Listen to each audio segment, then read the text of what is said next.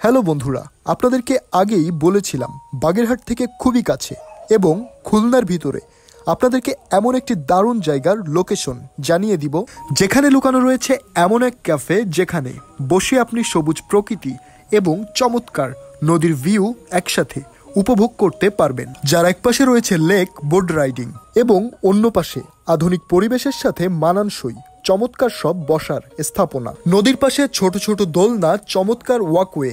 মাঝে মাঝে মনে হবে সমস্ত ক্লান্তিকে পাশে ঠেলে এক ফোঁটা প্রশান্তির খোঁজে তৈরি করা হয়েছে এই ক্যাফে। এই জায়গাটিকে খুবই দক্ষতার সাথে তৈরি করা হয়েছে। এক পাশে দৃষ্টিনন্দন লেক এবং অন্য পাশে নদীর ভিতর দারুণ সব বিনোদন ব্যবস্থা। এই সূক্ষ্ম চিন্তাগুলো এই বিনোদন কেন্দ্রকে করেছে বাকি সব জায়গাগুলোর থেকে আলাদা। তার থেকেও চমৎকার একটি বিষয় লক্ষ্য করা যায়, সন্ধ্যায় এখানকার সৌন্দর্য যেন আরো কয়েক গুণ বেশি রূপে ধরা দেয়। আলো গড়ানো নদীর পাড় এবং শান্ত নিবিড় পরিবেশ মিলেমিশে যেন একাকার হয়ে ধরা দেয় এখানে।